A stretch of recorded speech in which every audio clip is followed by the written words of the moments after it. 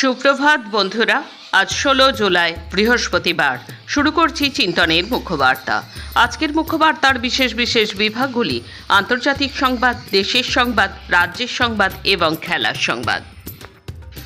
আন্তর্জাতিক সংবাদ: হরমুজ প্রণালীতে মোতায়েন ইরানি ইসলামিক রেভলিউশনারি গার্ড কোর্সের কৌশলগত অবস্থান গ্রেটার তুনাব দ্বীপে বিমান হামলা চালালো আমেরিকা। পশ্চিম এশিয়ার মার্কিন সেনার সেন্ট্রাল কমান্ড সেন্টিকম বুধবার জানিয়েছে 90 মিনিটের ওই হামলার নিশানা ছিল ইরানের রাডার এবং ক্ষেপণাস্ত্র কেন্দ্র। 1971 সাল থেকে ইরানের দখলে রয়েছে এই গ্রেটার তুনাব দ্বীপ। সামরিক কৌশলগত স্থান হিসেবে বিবেচিত ওই দ্বীপে বিমান হানার ফলে ইরান ফৌজের সামরিক সক্ষমতা গুরুতরভাবে ক্ষতিগ্রস্ত হয়েছে বলে সেন্টিকমের বিবৃতিতে দাবি। অন্যদিকে মার্কিন প্রেসিডেন্ট ডোনাল্ড ট্রাম্প বুধবার হুমকি দিয়েছেন, ইরান যদি শান্তি প্রক্রিয়ায় ফিরে না আসে তাহলে আগামী সপ্তাহে তিনি সে দেশের সেতু এবং সমস্ত বিদ্যুৎ কেন্দ্রগুলিতে হামলা চালাবেন। ফক্স নিউজকে দেওয়া এক সাক্ষাৎকারে তিনি বলেন, আগামী সপ্তাহে তাদের জন্য পরিস্থিতি সত্যি খুব খারাপ হয়ে যাবে। আমরা তাদের সমস্ত বিদ্যুৎ কেন্দ্র ধ্বংস করে দেব যদি না তারা আলোচনা টেবিলে এসে সমঝোতা করে। আবার ইরানে হামলা চালালো আমেরিকার বিমান বাহিনী। শুধু তাই নয়, হরমুজ প্রণালীতে ইরানের বন্দর এবং উপকূলীয় এলাকায় নতুন করে অবরোধ শুরু করলো মার্কিন নৌবাহিনী। একই সঙ্গে মার্কিন প্রেসিডেন্ট ডোনাল্ড ট্রাম্প জানিয়েছেন, ইরান যদি আলোচনা টেবিলে ফিরে না আসে তবে আমেরিকা তার সামরিক অভিযান আরও প্রসারিত করবে। তবে তেহরান স্পষ্ট করে দিয়েছে, আমেরিকার সঙ্গে স্বাক্ষরিত সমঝোতার স্মারক থেকে তারা বেরিয়ে আসছে। দুই পক্ষের এই বিরোধে আবার পশ্চিম এশিয়ায় উত্তেজনা কয়েক গুণ বাড়িয়ে দিল। আন্তর্জাতিক অপরাধ আদালত ভেঙে দিতে উঠে পড়ে লেগেছেন মার্কো রুবিও। যুক্তরাষ্ট্রের পররাষ্ট্রমন্ত্রী মার্কো রুবিও আন্তর্জাতিক অপরাধ আদালত ভেঙে দেওয়ার লক্ষ্যে গত সোমবার থেকে একটি প্রচারণা শুরু করেছেন। তার অভিযোগ, এই আদালত যুক্তরাষ্ট্রের সামরিক বাহিনী ও আইন শৃঙ্খলা রক্ষাকারী সংস্থার কার্যক্রমে হস্তক্ষেপ করছে, যা দেশটির সার্বভৌমত্বের ওপর ঝুঁকি। সোমবার ওয়াল স্ট্রিট জার্নালে রুবিও এই লেখা দীর্ঘ একটি মতামত নিবন্ধ প্রকাশ করা হয়েছে। সেখানে তিনি যুক্তরাষ্ট্রের সীমান্ত টহল বাহিনীর সদস্য ও নির্বাচিত নেতাদের আন্তর্জাতিক আদালত পর্যন্ত নিয়ে যাওয়া এবং বিশ্বের বিভিন্ন দেশের বিচারকদের সামনে তাদের বিচারের মুখোমুখি হওয়ার চিত্রগুলো তুলে ধরেছেন। একই দিনে সামাজিক যোগাযোগ মাধ্যম এক্সে প্রকাশিত এক ভিডিও বার্তায় রুবিও সতর্ক করে বলেন, আমরা যদি নিষ্ক্রিয় থাকি তাহলে তাদের সবাইকে হাজার হাজার মাইল দূরের বিদেশি বিচারকদের করুণার ওপর নির্ভর করতে হবে। নতুন করে জেনজি আন্দোলনে উত্তাল হয়েছে নেপাল। দিশেহারা প্রধানমন্ত্রী বালেন্দ্র বন্যা কবলিত বস্তিবাসীদের প্রতি সংহতি জানাতে একটি হোল্ডিং সেন্টারে গেলে গত শনিবার জেনজি আন্দোলনের সক্রিয় কর্মী মাজিদ আনসারি, সারিসমা থাপা এবং নেলসন ঘাটানিকে আটক করেছে পুলিশ। ভারী বৃষ্টির কারণে কাঠমান্ডুর কীর্তিপুর শহরের ওই অস্থায়ী আশ্রয় কেন্দ্রটি প্লাবিত হওয়ার পর এই 3 আন্দোলন কর্মী সেখানে যান। তারা বস্তিবাসীদের মর্যাদাপূর্ণ পুনর্বাসনের দাবি জানান এবং সরকারের অব্যবস্থাপনার শিকার ভুক্তভোগীদের পাশে দাঁড়াতে চেয়েছিলেন। পেশায় আইনজীবী আনসারিকে ওই আশ্রয় কেন্দ্রের গেটে পুলিশ লাঞ্ছিত করেছে বলে অভিযোগ উঠেছে। অন্যদিকে থাপা ও ঘাটানিকে গালিগালাজ করে জোরপূর্বক পুলিশের ভ্যানে তোলা হয়। আটকের আগে পুলিশের কাছে গ্রেপ্তারি পরোয়ানা দেখতে চেয়েছিলেন বলে জানান আনসারি, কিন্তু পরোয়ানা দেখানোর বদলে পুলিশ কর্মকর্তারা গালমন্দ করেন এবং একজন ছাত্র হিসেবে রাজনীতি না করার উপদেশ দেন। মার্কিন কংগ্রেসে ট্রাম্পের ঘোষণা, ইরানের সঙ্গে আবার পুরোদস্তুর যুদ্ধ শুরু হয়ে গেছে। সি জেনারেশন ড্রোন দিয়ে ইরানের নৌঘাঁটিতে হামলা চালালো যুক্তরাষ্ট্র। আইআরজিসির প্রাক্তন কমান্ডার ঘোষণা, হোয়াইট হাউসেও হামলা চালানোর সক্ষমতা আছে ইরানের।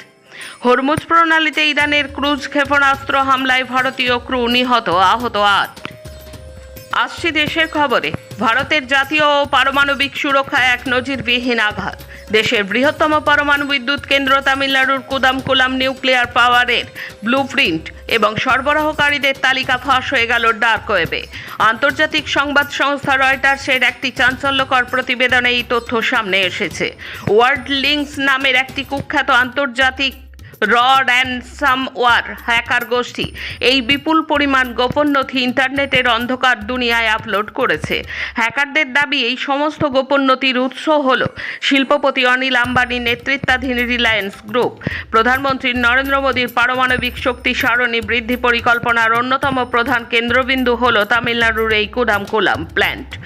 সেখানে এই স্তরের তথ্য ফাঁস দেশের পরমাণু নিরাপত্তা নিয়ে বড়সড় প্রশ্নচিহ্ন তুলে দিল।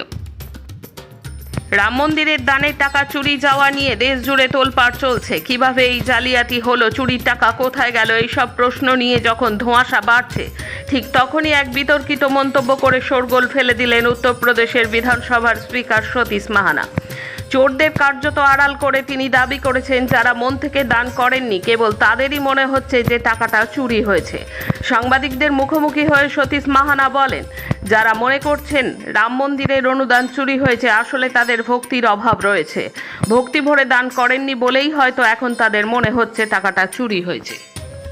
টানা অনশনের জেরে ক্রমশই ভাঙছে সমাজকর্মী সোনাম ওয়াংচুকের শরীর।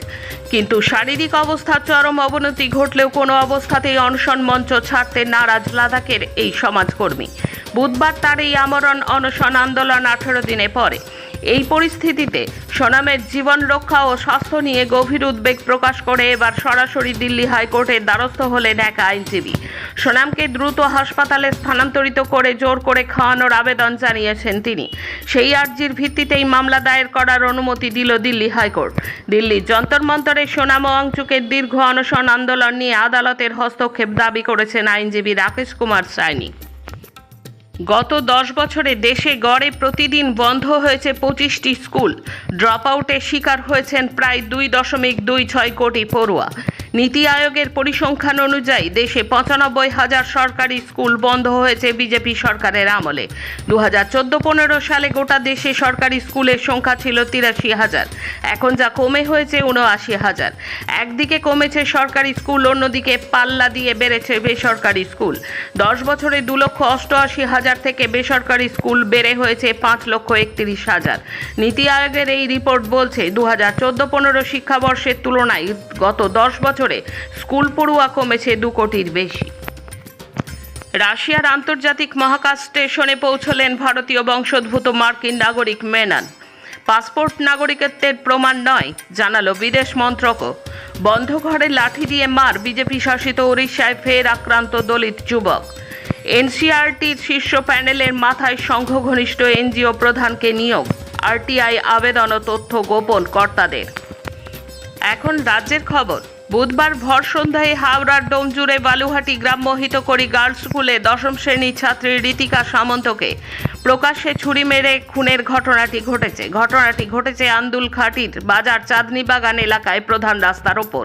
গ্রাম্য হিতকারী গার্লস স্কুলের 10ম শ্রেণীর ছাত্রী ঋতিকা অভিযোগ, বাড়ি ফেরার সময় তার ওপর ছুরি নিয়ে ঝাঁপিয়ে পড়ে এক যুবক। এরপর এলোপাথারি কোপাতে শুরু করে।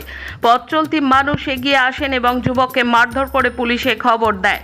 পুলিশ এসে সমীর দাস নামে ওই যুবককে উদ্ধার করে নিয়ে যায় ডোমজুড় থানায়। স্থানীয়রা রক্তাক্ত অবস্থায় আহত ওই ছাত্রীকে দ্রুত চিকিৎসার জন্য সরকারি হাসপাতালে নিয়ে গেলে চিকিৎসকেরা মৃত বলে ঘোষণা করেন। এই ঘটনায় তীব্র চাঞ্চল্য ছড়িয়েছে। পুরো বিষয়টি তদন্ত করছে পুলিশ।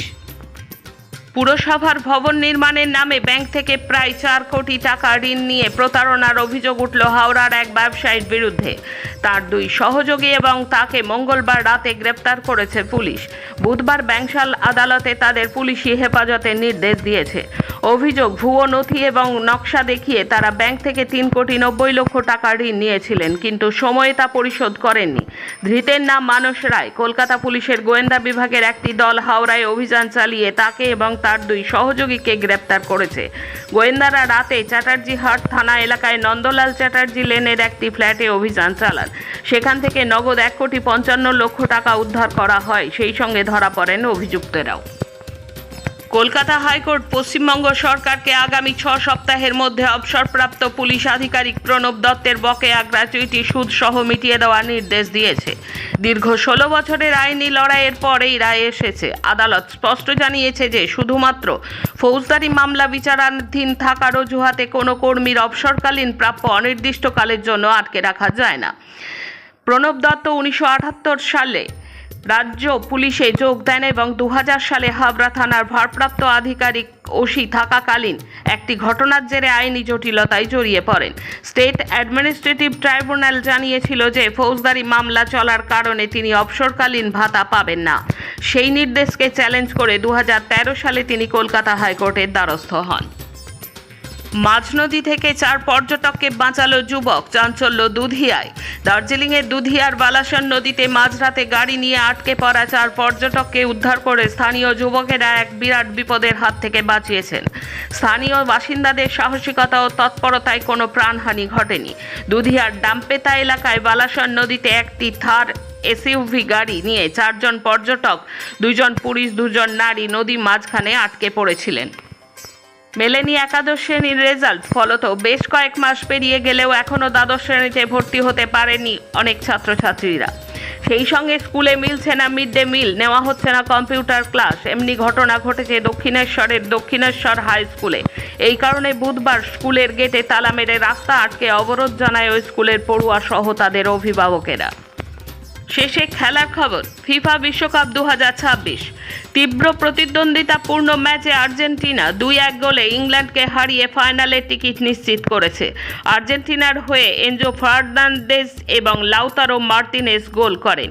আজকের মুখ্য বার্তা এই পর্যন্ত। নমস্কার।